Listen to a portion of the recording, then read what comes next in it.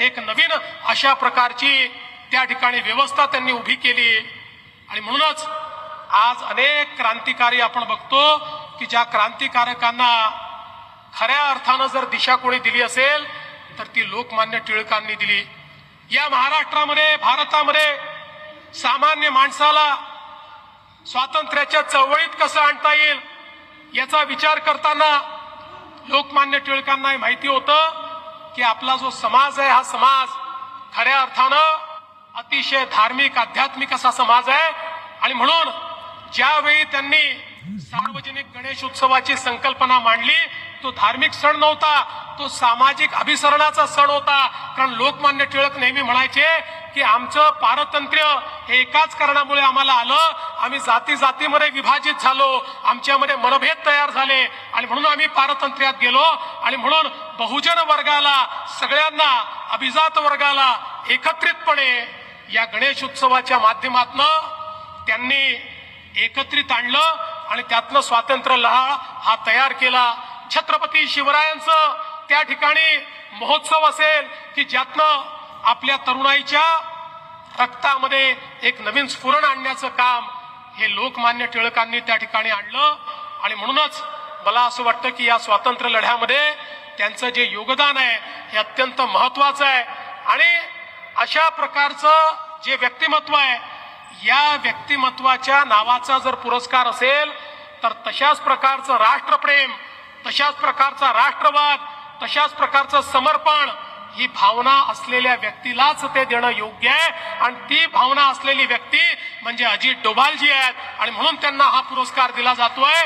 आणि बालपणापासनं हीच भावना ज्यांनी जोपासली आज भारताच्या आंतरिक सुरक्षेमध्ये ज्या प्रकारचं परिवर्तन आणून दाखवलं ते अमितभाई शहा यांच्या हातून हा पुरस्कार या ठिकाणी दिला जातोय। निश्चितपणे आपल्या सर्वांना याचा आनंद आहे। मी जाता जाता टिळक स्मारक ट्रस्टला तर धन्यवाद देईन, त्यांचं तर अभिनंदन करेन, सोबतच अजित डोभालजींचंही अभिनंदन करेन, पण ईश्वराला प्रार्थना करेन की ईश्वराने अजित डोभालजींना वयाची 100 पूर्ण करतपर्यंत भारताची सेवा करण्याकरता आशीर्वाद द्यावा आणि त्यांनी अशीच सेवा करत राहावी अशी त्यांना या ठिकाणी शुभेच्छा देतो।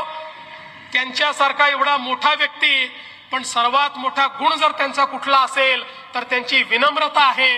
त्या विनम्रतेच्या आत त्यांच्यामध्ये ज्या प्रकारची क्षमता आहे ती क्षमता कधी लक्षात येत नाही। अशा विनम्र अजितजींना खूप मनापासून शुभेच्छा देत मी माझे 2 शब्द संपवतो।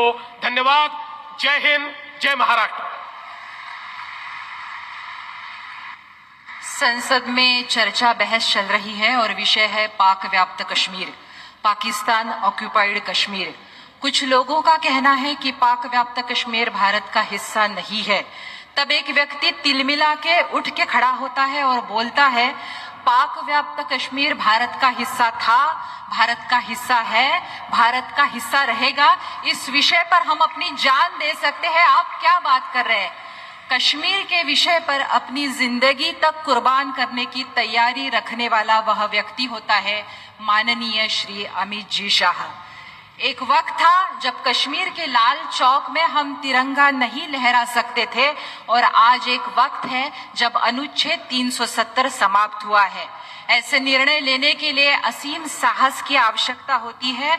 अमित जी ने यह निर्णय लेकर सिद्ध किया है कि वे सरदार पटेल, सावरकर और आचार्य चाणक्य की परंपरा के सच्चे उत्तराधिकारी हैं।